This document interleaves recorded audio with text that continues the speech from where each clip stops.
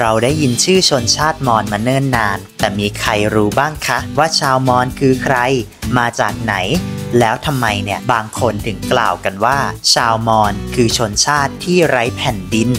วันนี้นะคะเราพาทุกคนแวะมาเยือนสังขละบุรีค่ะเมืองสโลว์ไลฟ์กลางป่าเขาในพื้นที่จังหวัดกาญจนบุรีไปร่วมเดินข้ามสะพานมอญตักบาตรยามเช้า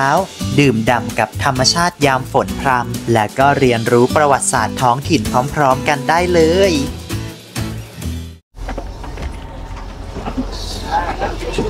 โอ้ยถึงแล้วนะคะทุกคน8 ชั่วโมงนึกว่านั่งรถไปเชียงใหม่บรรยากาศท่ารถนะคะที่สังขละบุรีนะครับอยากพูดตรงนี้พูดตรงนี้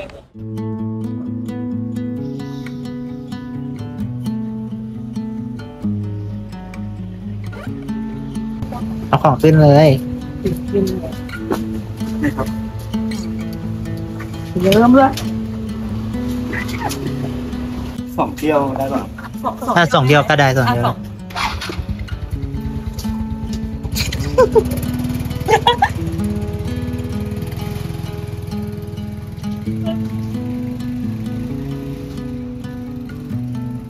มาถึงนะคะก็หาพี่ซาเล้งให้ไปส่งที่โรงแรมค่ะเมื่อกี้พี่เขาคิด4 คน100 บาทแต่ว่ารถมันบรรจุได้แค่รอบละ2 คนเมื่อกี้ก็เลยให้เพื่อนกับน้องชีไปก่อน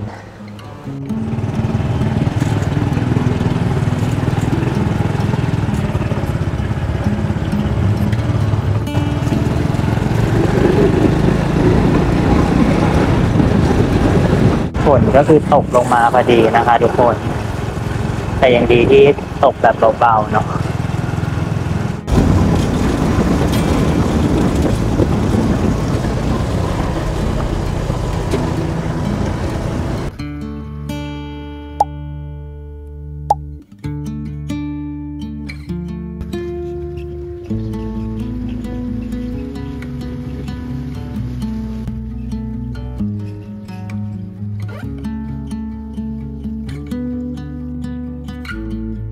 ตอนนี้ก็คือเช็คอินใดๆเสร็จเรียบร้อยแล้วนะคะได้เป็นวิวระเบียงเลยค่ะทุกคนมองเห็นแม่น้ำด้วย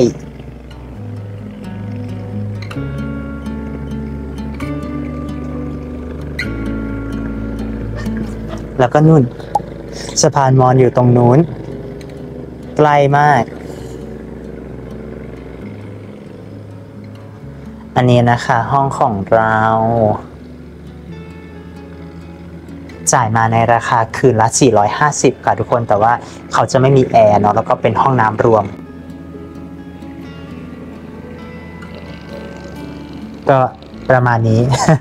ไม่มีอะไรเยอะแต่ว่าเขาก็มีห้องที่ราคาแพงกว่านี้แล้วก็เป็นห้องติดแอร์เหมือนกันนะคะทุกคน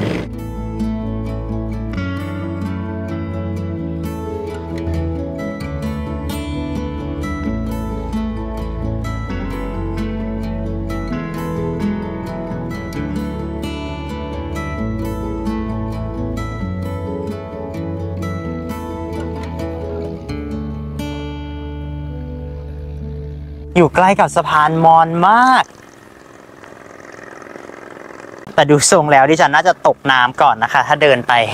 คือสังขละบุรีทุกคนมันต้องมาหน้าฝนจริงๆนะหน้าฝนเป็นอะไรที่สุดยอดคือด้วยความที่ตัวเมืองเนี่ยมันไม่ได้มีอะไรให้ทำเยอะเนาะก็เหมือนแค่มานอนตื่นเช้าไปเดินเล่นบนสะพานมอญไปวัดไปหมู่บ้านมอญแค่นั้นคือจบแล้วเพราะฉะนั้นก็เลยรู้สึกว่าถ้ามาหน้าฝนแล้วฝนตกมันก็ไม่ได้กระทบกับแพลนท่องเที่ยวมากนะคะเพราะว่าไม่ได้จำเป็นที่จะต้องใช้เวลาในการท่องเที่ยวอะไรเยอะมากที่นี่เนาะโอ้ยแล้วนี่มีใครมาแอบจับปลาไหนขอดูหน่อยดิขี้เสือกเนาะ เฮ้ยมีปลาด้วยน่าจะปลาตะเพียนนะดูทรงแล้ว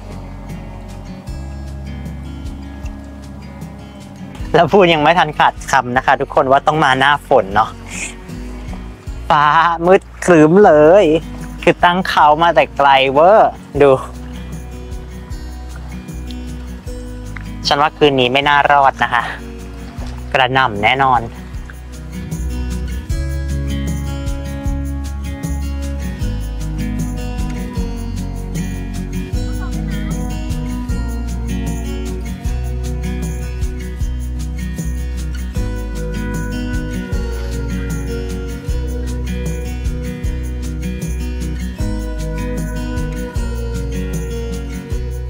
คือพวกร้านอาหารอะไรเงี้ยมันอยู่ไกลจากที่พักก็เลย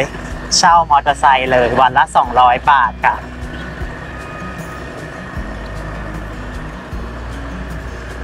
จากที่ขับกันมาเนี่ยก็ดูมีร้านอาหารมีคาเฟ่อะไรเยอะเหมือนกันนะเนี่ย10 ปีก่อนยังไม่เยอะขนาดนี้เลยอะทุกคนจำได้ว่าตอนนั้นเดินกันไกลมากเพื่อจะหาข้าวเย็นกิน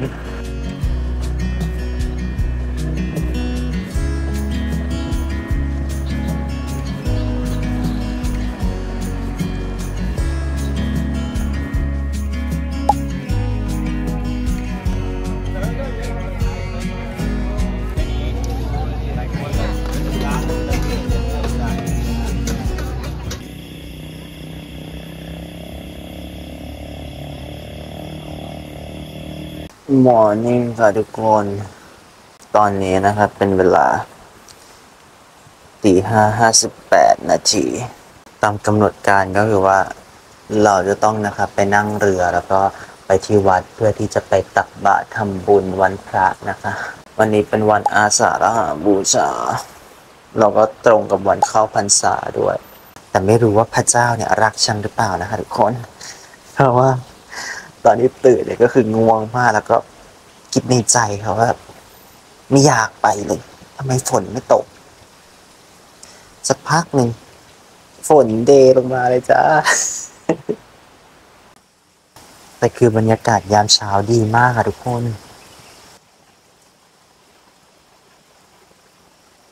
แต่มองจากตรงนี้เนี่ยก็ยังไม่เห็นเรือมาจอดนะคะก็เลยคิดว่าพี่คนขับเรือเขาก็คงยังไม่มาแล้วเนาะA few moments later เมื่อกี้นะคะโทรหาพี่คนขับเรือพี่เขาบอกว่ายังไปเหมือนเดิมจ้ะน้องอันนี้ไงเห็นพี่เขามาพอดีเลยจ้ามองไปไกลๆเนี่ยเห็นวัดวังวิเวการามด้วยนะคะทุกคนรูปทรงเขาเหมือนเจดีย์พิพุทธคยาเปียบเลย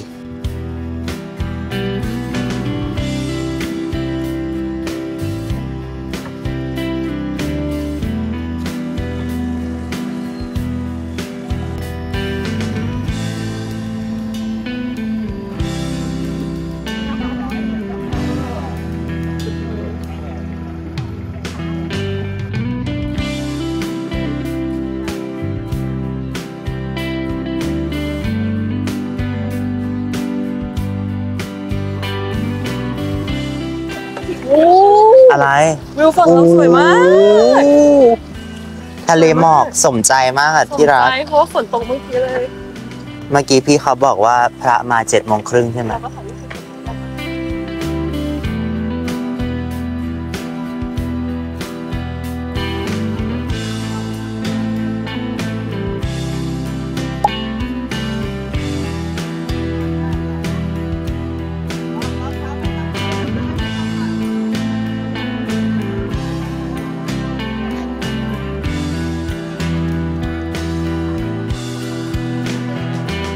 นี่นะคะไปแต่งตัวเป็นสาวมอญหนุ่มมอญ คนนี้ก็หนุ่มมอญ เอ๊ะเพิ่งเห็นว่าสีไม่เหมือนกันสีเข้มกว่าเนี่ยนะคะก็จะเป็นลายที่เป็นเอกลักษณ์ของหนุ่มมอญนะคะก็คือเป็นลายตารางหมากรุกเนาะแล้วก็นุ่งกับสรงสีแดงลายเดียวกันระหว่างที่รอพระนะคะก็ได้ไปแต้มธนาคารมามีลายสโนว์เฟลกด้วย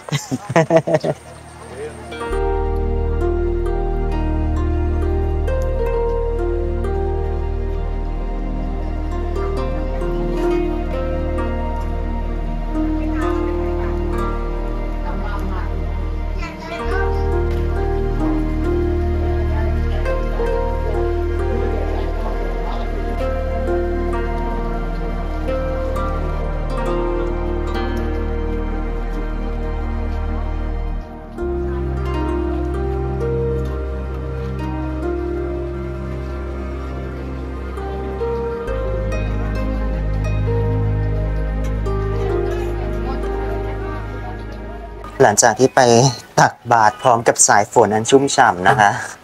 ดิฉันก็คือกลับมาน็อกอยู่ที่เตียงเลยค่ะง่วงมากตอนนี้ก็เพิ่งจะตื่นจากบรรทมนะคะแล้วก็จะไปหาอะไรกินค่ะ A few moments later. ล่าสุดฝนตกอีกแล้วจ้าตกแบบ5 นาทีตกแล้วก็อีก10 นาทีหยุดแล้วก็อีก5 นาทีตกใหม่ แต่ด้วยความที่ทริปนี้นะคะเป็นรายการหนังสือนำเที่ยวเนาะปาราวตีก็ได้อ่านหนังสือมาทั้งหมด4 เล่มค่ะก่อนที่จะมาสังขละบุรี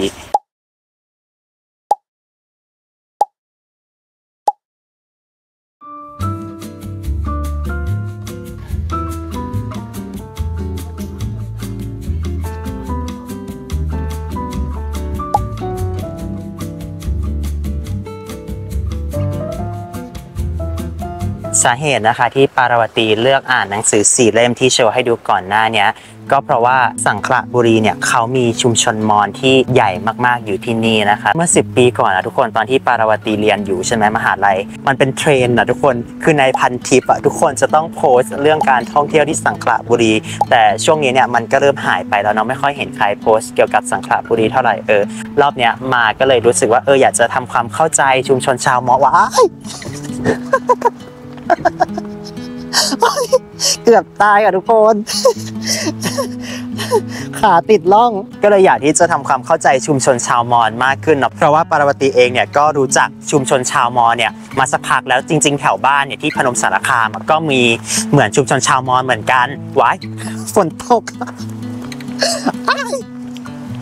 ช่วยด้วยแล้วตกหนักด้วยคือแถวบ้านก็มีชุมชนชาวมอญเหมือนกันแต่เราก็ไม่เคยรู้เลยว่าชาวมอญเนี่ยเขาต่างจากชาวไทยยังไง A few moments later. และจากการอ่านหนังสือเหล่านั้นนะคะทุกคนก็ทำให้ได้รู้ว่าจริงๆเราเคยเรียนรู้เรื่องราวเกี่ยวกับชาวมอญมาตั้งแต่สมัยที่เราเรียนอยู่ในโรงเรียนมัธยมเลยค่ะทุกคนนั่นก็คือในเรื่องราชาธิราชเนาะแต่แค่ตอนนั้นไม่รู้ว่ามันคืออะไรรู้แต่ว่ามันเป็นเรื่องที่อาจารย์ภาษาไทยเนี่ยเอามาให้เราท่องจำแล้วก็อ่านสอบเนาะแต่ว่าไม่ได้รู้ว่ามันมีความเกี่ยวข้องกับชุมชนชาวมอญค่ะทุกคนไม่รู้ว่าหลักสูตรสมัยนี้เขายังมีเรื่องมักกะโทกับพระร่วงเนี่ยอยู่ในหลักสูตรวิชาภาษาไทยหรือเปล่านะเรื่องราชาธิราชเนี่ยนะคะทุกคนเขามีที่มาจากพงศาวดารมอญค่ะซึ่งพงศาวดารเนี่ยก็คือเหตุการณ์นะคะที่เกิดขึ้นในประเทศชาติหรือว่าเป็นเหตุการณ์ที่เกี่ยวกับประมุขนะคะพระมหากษัตริย์ของประเทศนั้นๆค่ะแต่ด้วยความที่หนังสือเล่มนี้นะคะเขาถูกปรับให้เป็นวรรณกรรมค่ะก็น่าจะต้องมีการแบบแต่งเสริมอะไรขึ้นมาเพื่อความเพลิดเพลินในการอ่านนะคะเพราะฉะนั้นเนี่ยปาราวตีคิดว่ามันก็คงจะไม่ได้แบบตรงกับตัวพงศาวดารแบบเป๊ะๆนะโดยตำนานเรื่องของราชาธิราชเนี่ยนะคะเขาเริ่มกันที่เมืองเมาะตะมะค่ะซึ่งปัจจุบันเนี่ยอยู่ในเขตแดนของประเทศเมียนมาค่ะโดยเขาเนี่ยเล่าว่านะคะมียักษ์อยู่ตนหนึ่งค่ะทุกคนเป็นยักษ์ที่ดีมากๆค่ะพอตายไปเนี่ยก็ได้ขึ้นไปอยู่บนสวรรค์นะแล้วก็พอใช้ชีวิตบนสวรรค์ครบวาระเนี่ยก็ได้จุติลงมาเกิดเป็นมนุษย์ค่ะได้นามว่ามักกะโทนายมักกะโทเนี่ยนะคะเขาก็เป็นลูกชายของชาวบ้านธรรมดาเลยค่ะแต่ว่าพอโตขึ้นมาเนี่ยก็ได้ไปจับอาชีพค้าขายนะคะแล้วเขาเนี่ยก็ได้มาค้าขายที่อาณาจักรสุโขทัยค่ะโดยคุณมักกะโทเนี่ยเขาเป็นบุคคลที่มีความเฉลียวฉลาดมากๆนะคะอย่างในเรื่องราชาธิราชเนี่ยก็จะโชว์แบบความฉลาดของเขาเอาไว้ในหลากหลายเหตุการณ์นะคะที่แบบดังๆนะคะเลยก็คือตอนที่เขาเดินทางมาที่สุโขทัยเนี่ยนะคะทุกคนมันเกิดปรากฏการณ์ฟ้าผ่าลงมาค่ะแล้วตอนที่ฟ้าผ่าตัวเขาเนี่ยเหมือนเขาแวบหนึ่งเนี่ยเห็นเป็นภาพนิมิตค่ะเป็นปราสาทราชวังแบบทองอร่ามเลยทีเนี้ยพอมาถึงสุโขทัยเนี่ยมักกะโทก็เลยแบบอยากไปหาตัวหมอดูค่ะเพื่อให้ทำนายว่าไอภาพนิมิตที่ฉันเห็นเนี่ยมันหมายความว่ายังไงนะลางดีหรือว่าลางร้ายหมอดูเนี่ยค่ะก็หิวเงินเนาะก็บอกได้สิเดี๋ยวฉันทำนายให้แต่ว่าแกเนี่ยจะต้องเอาเงินนะมากองท่วมหัวฉันเลยซึ่งตอนนั้นเนี่ยตามักกะโทนะคะเขาไม่ได้มีเงินถุงเงินถังอะไร เขาก็เลยใช้หัวสมองของเขาเนี่ยในการแก้ปัญหานะคะเขาก็เลยพาคุณหมอดูคนนี้ค่ะไปตรงข้างๆจอมปลวกซึ่งจอมปลวกนั้นเนี่ยสูงเทียบเท่ากับตาหมอดูคนนั้นเลยค่ะแล้วก็เอาเงินจำนวนนิดหน่อยเนี่ยวางเทิร์นขึ้นไปบนจอมปลวกหมอดูนะคะพอเจอความหัวหมอของมักกะโทเนี่ยก็เลยต้องจำยอมทำนายชะตาของมักกะโทให้ค่ะแล้วเขาก็บอกว่าเนี่ยสิ่งที่เจ้าเห็นนะเป็นลางดีเดี๋ยวเจ้าเนี่ยจะได้เป็นใหญ่เป็นโตในอนาคตแต่ว่าขอให้อยู่ในอาณาจักรสุโขทัยต่อไปแล้วจะได้ดีค่ะซึ่งก็เป็นไปตามคำทำนายจริงๆค่ะเพราะว่าด้วยความฉลาดเฉลียวต่างๆของมักกะโทเนี่ยก็ทำให้เขาเนี่ยได้เข้าไปทำงานในราชสำนักนะคะซึ่งในสมัยนั้นเนี่ยกษัตริย์ที่ปกครองอาณาจักรสุโขทัยอยู่เนี่ยคือพระร่วงค่ะพระร่วงเนี่ยพอเห็นความฉลาดเฉลียวของมักกะโทเนี่ยก็มีความเอ็นดูนะคะอยากจะเลี้ยงดูเอาไว้ใกล้ตัวซึ่งกลายเป็นว่าพอเอามักกะโทมาไว้ใกล้ตัวเนี่ยดันไปได้เสียกับลูกสาวของพระร่วง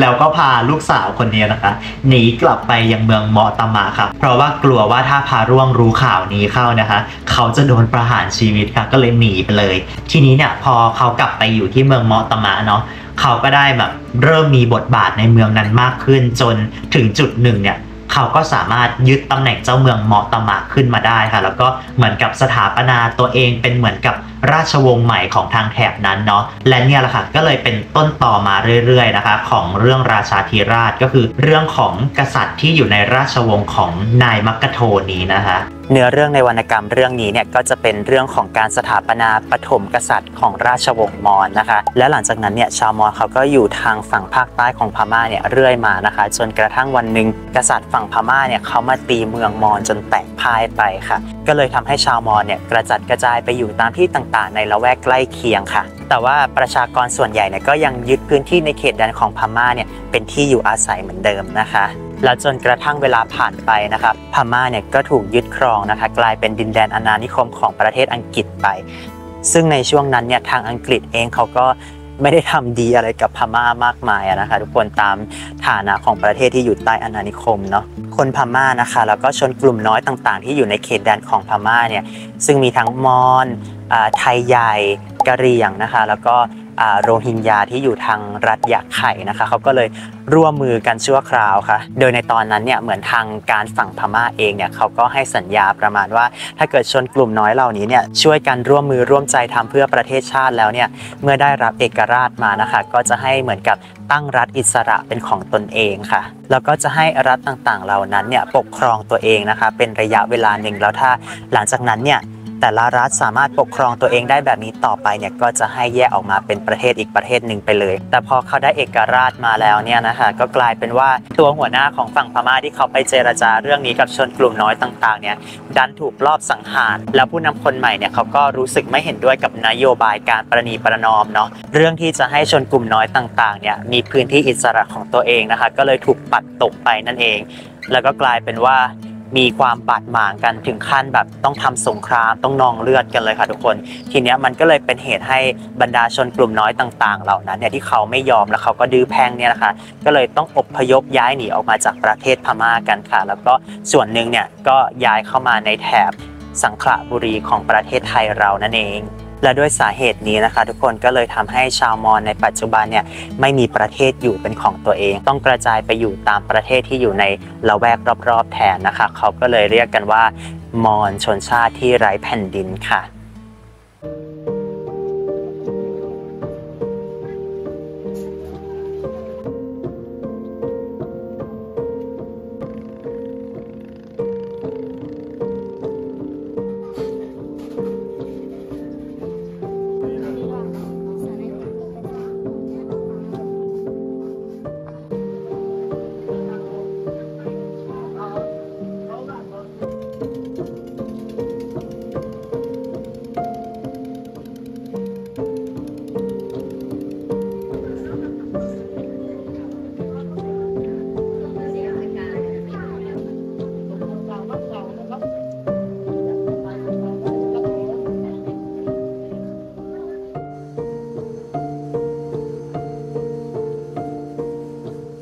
กำลังจะนั่งเรือไปที่วัดจมน้ำค่ะหรือว่าวัดวังวิเวการามเก่าก็คือเจรจากับพี่คนขับเรือนะคะ เขาบอกว่าถ้าไปที่เดียวเนี่ยเขาคิด300 บาทแต่ว่าถ้าไป3 ที่เนี่ยเขาคิด500 บาท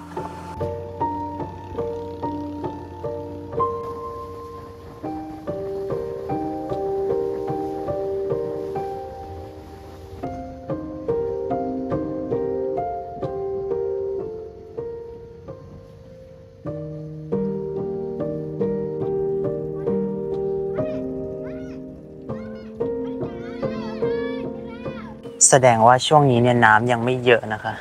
วัดก็เลยอยู่พ้นน้ำอยู่รอบที่แล้วที่มาเนี่ยเหมือนตัววัดเขาจะอยู่กลางน้ำเลยค่ะทุกคนเท่าที่อ่านมานะคะก็คือวัดอันเนี้ยที่เขาเรียกว่าเป็นวัดจมน้ำเนี่ยเพราะว่าเมื่อก่อนพื้นที่ตรงนี้นะคะมันก็เป็นพื้นดินปกติเนี่ยแหละแต่ทีเนี้ยพอเขามีการทำเขื่อนเขาแหลมขึ้นมานะคะพื้นที่บางส่วนเนี่ยมันก็เลยจมลงอยู่ใต้น้ำนั่นเองรวมถึงวัดแห่งนี้ด้วยแล้วเมื่อก่อนนะคะรอบๆบริเวณนี้เนี่ยเขาก็จะเป็นหมู่บ้านเลยก็คือถ้าดำน้ำลงไปเนี่ยก็จะเห็นเศษซากของหมู่บ้านอยู่ใต้น้ำเหมือนกันพอวัดแห่งนี้จมน้ำใช่ไหมคะหลวงพ่ออุตตมะที่เขาเป็นเจ้าอาวาสอยู่ที่วัดเนี่ยเขาก็เลยเกณฑ์ไพร่พลค่ะแล้วก็เหมือนกับทางการเนี่ยก็สนับสนุนเงินมาด้วยก็เลยไปสร้างวัดใหม่ค่ะอยู่ตรงทางฝั่งหมู่บ้านมอญตรงแถวสะพานมอญแล้วก็ใช้ชื่อเดียวกันนะคะก็คือวัดวังวิเวการามมันก็เลยมีการเรียกค่ะว่าอันนี้คือวัดวังวิเวการามเก่าส่วนอันนั้นก็เป็นวัดวังวิเวการามใหม่ซึ่งหลวงพ่ออุตตมะเนี่ยนะคะท่านก็เป็นพระมอญที่คนแถบนี้เนี่ยให้ความศรัทธาแล้วก็เคารพนับถือมากๆค่ะในหนังสือของคุณบุรันรันตีที่ปารวตีอ่านเนี่ยก็มีการกล่าวถึงที่มาของหลวงพ่อเอาไว้ด้วยนะคะแล้วหลวงพ่ออุตตมะคนนี้เนี่ยนะคะก็เป็นคนที่ริเริ่มอยากจะสร้างสะพานมอญนะคะเพื่อเชื่อมสองฝั่งของแม่น้ำซองกอเลียเข้าไว้ด้วยกันค่ะคือนึกสภาพว่าในสมัยก่อนตอนนั้น30 กว่าปีที่แล้วเนี่ยนะคะคือถนนหนทางอะไรเนี่ยมันก็ยังไม่ได้ดีขนาดนี้เนาะหลวงพ่อเนี่ยท่านก็คงเห็นเพนพอยต์ค่ะของคนระแวกนี้ก็เลยรู้สึกว่ามันควรจะมีสะพานข้ามแม่น้ำเพื่อให้ผู้คนเนี่ยได้เดินข้ามไปข้ามมาติดต่อหากันเนาะ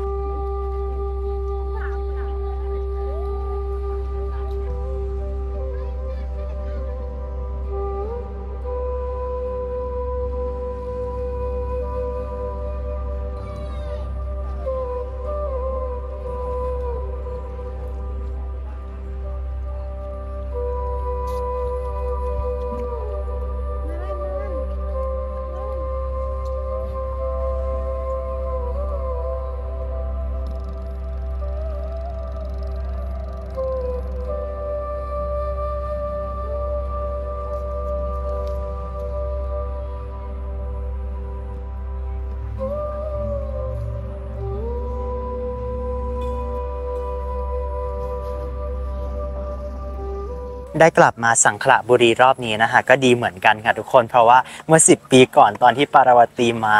สะพานหัก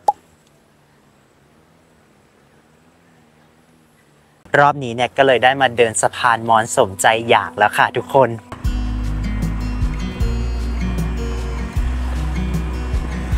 สถานที่ต่อไปที่เราจะไปกันนะคะก็คือวัดวังวิเวการามใหม่นั่นเอง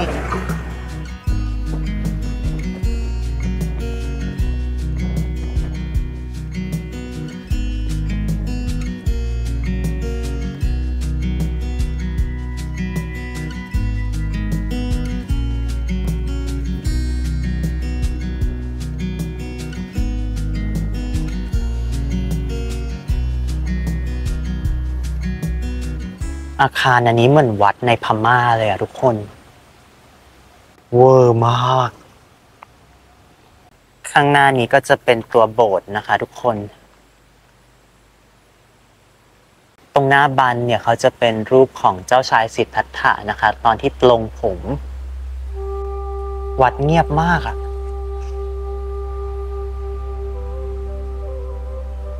มีน้องหมาอยู่เป็นเพื่อน Say hiอ้าวไหนเข้าไปได้ไหมลูกนำหน่อยดินำหน่อยสิลูกแล้วตรงระเบียงทางเดินนะคะทุกคนเขาจะมีเหมือนกับนิทรรศการภาพถ่ายอะสวยๆทั้งนั้นเลย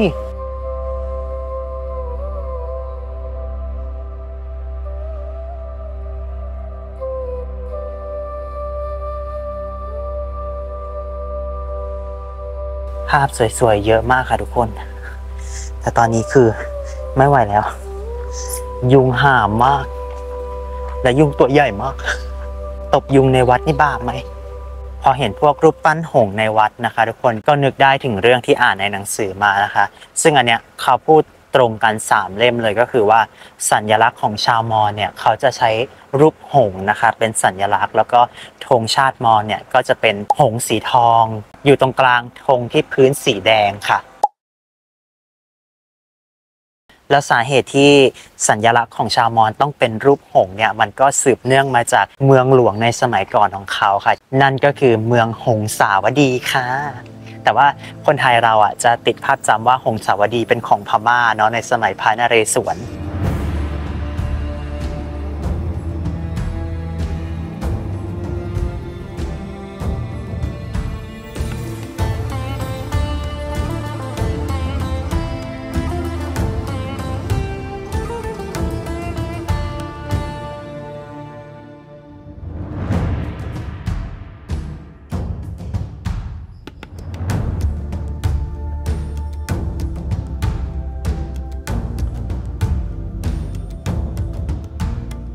แล้วหลวงพ่ออุตตมะนะคะเขาก็ให้สร้างเจดีย์นะคะจำลองของพุทธคยามาไว้ที่ตรงวัดวังวิเวการามแห่งนี้ด้วยก็คือเหมือนเปียบเลยปารวตีไปพุทธคยามาแล้ว4 ครั้งนะคะก็คือการันตีได้ว่าเหมือนจริงแล้วตรงทางเข้านะคะก็จะมีรูปปั้นของนัทโบโบจีนะคะหรือที่คนไทยเราเนี่ยจะรู้จักกันในชื่อของเทพทันใจจริงๆนัทโบโบจีเนี่ยเขาเป็นเหมือนกับผีเนาะแต่ว่าเป็นผีที่ดีอะค่ะที่คนพม่าเขาบูชานับถือเพราะว่าเมื่อก่อนทางพม่าเองเขาก็เหมือนบ้านเรานะคะทุกคนคือก่อนที่เราจะรับเอาศาสนาพุทธเข้ามาเนี่ยเราก็บูชาผีท้องถิ่นเหมือนกันเนี่ยแล้วเราก็จะเห็นรูปของหงส์เนี่ยอยู่ในสถาปัตยกรรมต่างๆของที่นี่นะคะ